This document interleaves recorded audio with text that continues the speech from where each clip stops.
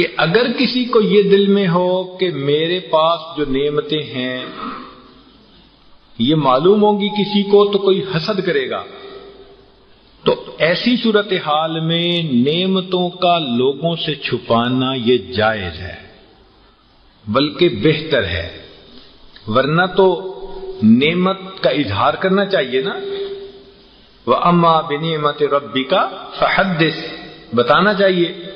لیکن جب دل میں یہ بات ہو کہ اس نعمت کے اظہار سے لوگ حسد کریں گے، ان کی نظر مجھے لگ سکتی ہے، تو ایسی صورتحال میں نعمت کا چھپانا یہ اعلیٰ ہے۔ دوسرا، نظر بد سے بچنے کے لیے تدبیر کرنا یہ شرعاً جائز ہے۔ تدبیر کیسے؟ کہ جیسے ابو جعفر رضی اللہ عنہ کی اولاد وہ کمزور ہوتی تھی، جلدی بخار ہو جاتے تھے، بیمار ہو جاتے تھے، تو ان کے بارے میں صحابیہ نے پوچھا، اے اللہ کے نبی صلی اللہ علیہ وسلم یہ بہت بیمار ہو جاتے ہیں، میں ان کو کوئی پڑھ کے دم کر دیا کروں؟ تو نبی علیہ السلام نے فرمایا ہاں کر دیا کرو۔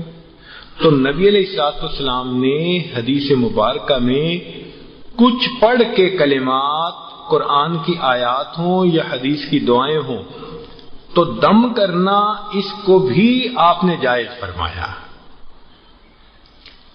ایک اور صورت ہے کہ اگر نظر لگے جس کی وہ قریب ہو تو اسے بتا دینا بھی بہتر ہے۔ ہم نے دیکھا ہے چھوٹے بچوں کو کئی دفعہ ماں کی نظر لگ جاتی ہے، باپ کی نظر لگ جاتی ہے، تعجب سے دیکھتے ہیں، بچے پیارے ہوتے ہیں، پھول کی طرح ہوتے ہیں، تو اپنوں کی نظر لگ جاتی ہے۔ تو اس لیے اگر ایسی صورت ہو تو اس کو بتا دیا جائے کہ بھئی تم بہت خوشی کا اظہار کر رہی ہو، تمہیں بہت اچھا لگا، پیارا لگ رہا ہے، تو تم ماشاءاللہ کہہ دو۔ اس لیے اس کو عادت بنانی چاہیے۔ ایک مسئلہ اور کہ اگر بندے کو کسی کی کوئی چیز اچھی لگے، مثال کے طور پہ بچہ ہے وہ بہت پیارا لگا، تو اگر دیکھنے والے کو تعجب ہوا تو شریعت کہتی ہے کہ اس کی نظر لگنے کا چونکہ احتمال ہے، اب اس پر ماشاء اللہ کا پڑھنا واجب ہو گیا ہے، اور ہمیں عادت ہی نہیں ہے اس کی، ہم شاید اس سے بالکل ہی بے فکر ہیں۔ تو یہ الفاظ ہر وقت یاد ہونے چاہیے۔ کسی کا گھر دیکھ کے اچھا لگا، کسی کا لباس اچھا لگا، کسی کی شخصیت اچھی لگی، بچہ اچھا لگا، کوئی نعمت کسی کو ملی اچھی لگی، تو ماشاء اللہ اور بارک اللہ، یہ دو الفاظ کثرت کے ساتھ استعمال کرنے چاہیے۔ اور آخری چیز کہ جس طرح نظر لگ سکتی ہے، اب اس کو اللہ تعالیٰ اگر چاہیں تو وہ محفوظ بھی فرما سکتے ہیں بندے کو، تو نظر پر بھروسہ نہیں بلکہ اللہ کی ذات پر بھروسہ کرنا چاہیے اور مدد اس سے مانگنی چاہیے۔ ساری دنیا مل جائے نقصان دینے کے لیے، نقصان نہیں دے سکتی جب تک اللہ تعالیٰ نہ چاہے، اور ساری دنیا مل جائے نفع پہنچانے کے لیے اور اللہ تعالیٰ نہ چاہے تو دنیا نفع نہیں پہنچا سکتی۔ قلم بند ہو چکا اور تقدیر کا لکھا خشک ہو چکا، مقدر میں جو ہے وہ تو طے ہو چکا۔ تو اس لیے نظر ہے بھی برحق، بچنے کی کوششیں اعمال بھی کرنے چاہیے، مگر گھبرانا بھی نہیں چاہیے کہ نفع نقصان ہوتا اللہ کے ہاتھ میں، نظر اللہ کی ذات پر رکھنی چاہیے۔ اب یہاں پر ایک چیز اور بھی ہے کہ آخر اس نظر لگنے کا کیا علاج؟ تو سیدنا عثمان غنی رضی اللہ عنہ تو بچوں کے بارے میں فرمایا کرتے تھے کہ جب بچوں کو نہلاؤ، کپڑے پہناؤ، تو ان کی تھوڑی کے اوپر ایک نقطہ لگا دیا کرو سرمے کا۔ تو تھوڑی کے اوپر ایک نقطہ لگا دو، تو یہ بھی سیدنا عثمان غنی رضی اللہ تعالیٰ عنہ کا یہ عمل ہے جو لکھا گیا۔ نبی علیہ الصلوۃ والسلام نے کچھ دعائیں بتائی ہیں جن کو انسان اگر پڑھ لے تو پھر اللہ رب العزت محفوظ فرماتے ہیں. ایک دعا ہے اعوذ بکلمات اللہ التامۃ من شر ما خلق، یہ دعا بھی یاد کر لینی چاہیے.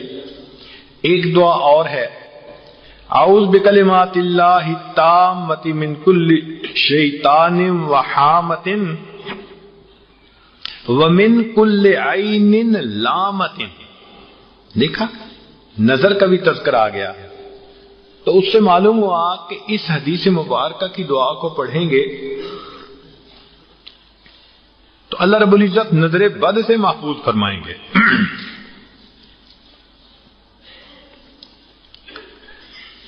جو معوذتین ہیں قل اعوذ برب الفلق اور قل اعوذ برب الناس، یہ دونوں پڑھنے بھی فائدہ دیتے ہیں. ہمارے حضرت رحمت اللہ علیہ حفاظت کا ایک حصار بتایا کرتے تھے جس کو روزانہ دن میں ایک مرتبہ اور رات میں ایک مرتبہ کر لینا چاہیے کہ اول آخر انسان درود شریف پڑھے، درمیان میں سورہ فاتحہ، آیت الکرسی اور آخری 4 کل، ان کو پڑھ کے تو اپنے گرد بچوں کے گرد حصار بنا دے.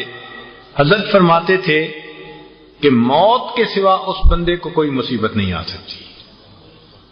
بلکہ ایک دن تو حضرت نے مجھے یہ بات فرمائی کہ ہمارے بعض مشائخ نے اس حصار کو پڑھ کر مرنے والے جو فوت ہونے والے لوگ تھے ان پر حصار کیا، اللہ نے اس عمل سے ان کے قبر کے عذاب کو اس رات کے لیے معاف فرما دیا.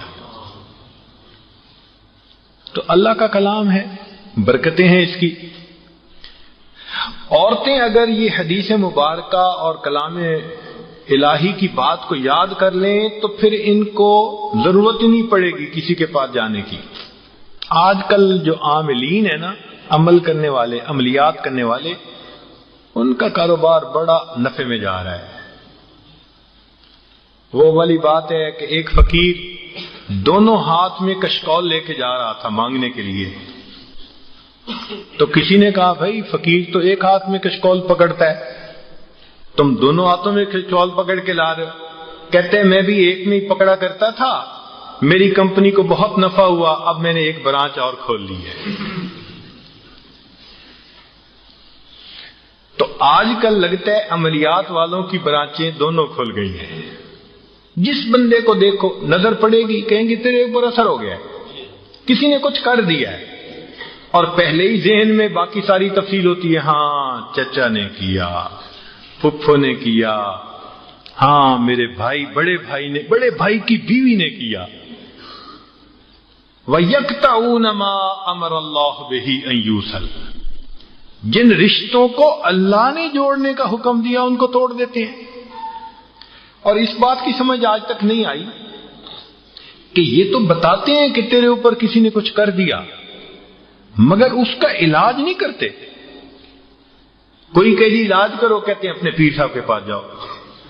تو بھائی ڈائگنوسٹک سینٹر کھولا ہوا ہے فقط کہ جو آیا اسی کو کہا تیرے اوپر اثر ہے. کیا ضرورت ہے کسی کو کنفیوز کرنے کی؟ حیرت کی بات ہے تہجد گزار، نمازی، پرہیزگار لوگ وہ ان کے پھندے میں آ جاتے ہیں. ابھی چند دن پہلے کی بات ہے، ایک صاحب ماشاءاللہ نیک نمازی، پرہیزگار، تہجد گزار ہیں، فون پہ کہنے لگے جی میرے اوپر جو ہے کسی نے کچھ کر دیا ہے. میں نے کہا کوئی خدا کا خوف کرو.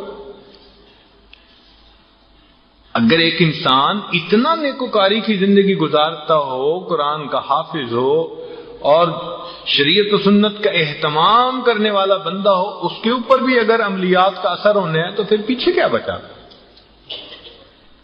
تو ان چیزوں سے گھبرانے کی ضرورت نہیں ہے. ہوتا یہ ہے کہ چھوٹی موٹی بدنی بیماری ہوتی ہے، اور وہ جب بندے کو کہتے ہیں نا کسی نے کچھ کر دیا تو پھر بندہ ذہنی مریض بن جاتا ہے، نفسیاتی مریض بن جاتا ہے. پہلے مریض نہیں ہوتا، اب پکا مریض ہو جاتا ہے، نفسیاتی اثر ہوتا ہے بندے کے اوپر. تو عملیات والوں کے پیچھے نہ جائیے. ہمارے حضرت فرمایا کرتے تھے کہ کامل بننا، عامل نہ بننا. کامل بننا، عامل نہ بننا. یہ عملیات والوں کے پیچھے جانے کا کوئی فائدہ نہیں.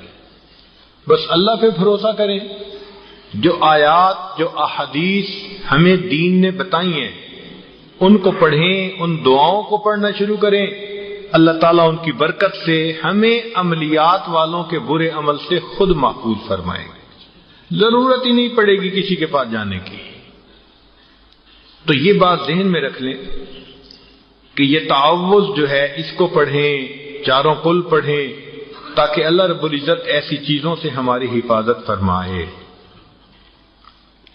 ایک نقطہ اور بھی کہ اگر جس نظر کے اندر ہوس ہے، حرص ہے، حسد ہے، عداوت ہے، وہ نظر اگر اپنا اثر دکھا دیتی ہے تو جس نظر کے اندر محبت ہو، شفقت ہو، اخلاص ہو، پھر وہ محبت اپنا اثر کیوں نہیں دکھا سکتی؟ ہمارے بزرگ جو ہیں ان کے دلوں میں اخلاص ہوتا ہے، محبت ہوتی ہے، شفقت ہوتی ہے،